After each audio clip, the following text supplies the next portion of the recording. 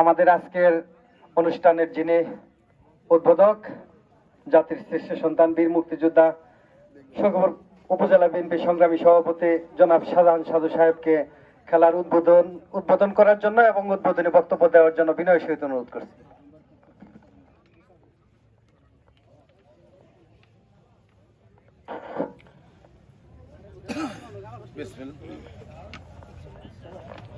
বিসমিল্লাহির রহমানির রহিম।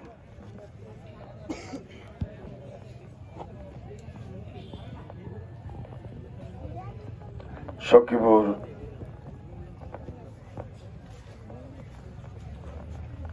উপজেলা এবং পৌর আরাফাত রহমান কোকো স্মৃতি ফুটবল টুর্নামেন্ট কর্তৃক আয়োজিত সারাদিন ব্যাপী সকালে আলোচনা সভা, দোয়া মাহফিল এবং সন্ধ্যা এই ফুটবল খেলায় স্নেহের সভাপতি রুবেল সরকার আজকে আমাদের এই অনুষ্ঠানে প্রধান অতিথি হিসেবে আসার কথা ছিল। বাংলাদেশ জাতীয়তাবাদী দলের অন্যতম ভাইস চেয়ারম্যান, সখীপুর বাসাইলের মামাটি মানুষের প্রিয় নেতা, আমাদের অভিভাবক জনাব অ্যাডভোকেট আহমেদ জম খান ঢাকায় রাজনৈতিক প্রোগ্রামের কারণে তিনি আসতে না পেরে সকলের কাছে দুঃখ প্রকাশ করেছেন। এখানে উপস্থিত আছেন আমাদের টাঙ্গাইল শহর বিএনপির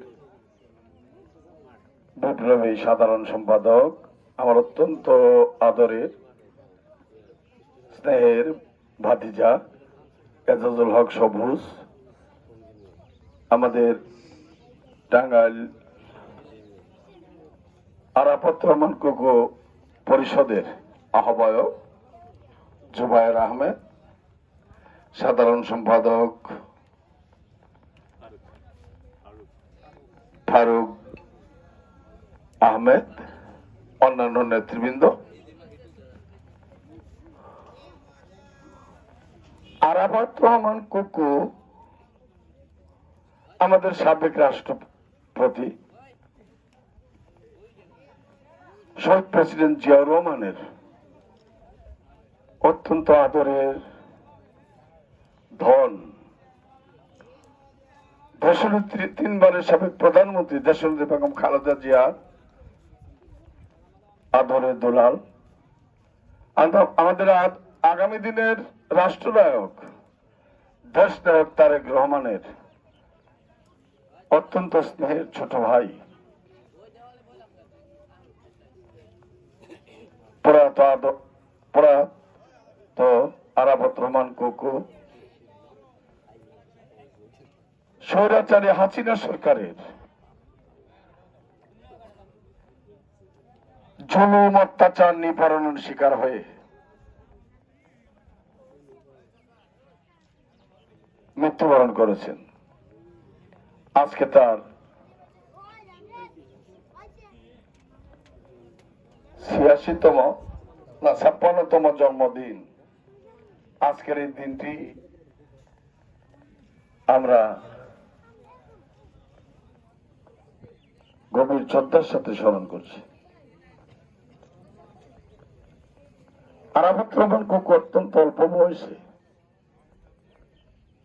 কোন রাজনীতি তিনি করতেন না, তিনি ক্রীড়াবিদ ছিলেন, সংস্কৃতি মনা মানুষ ছিলেন।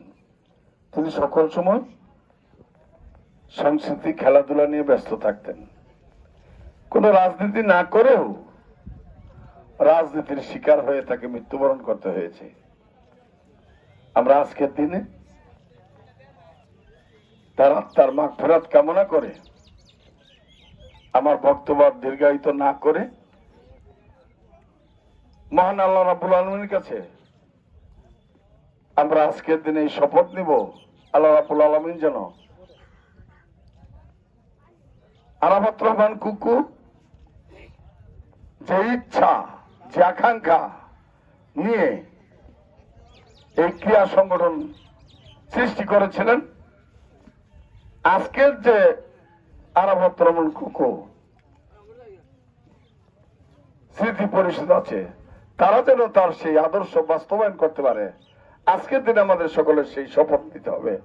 এই অঙ্গীকার করেই আমি আমার কথা এখানে শেষ করছি এবং এক্ষুনি মাঠে গিয়ে আজকের খেলার উদ্বোধন ঘোষণা করব। সকলকে ধন্যবাদ।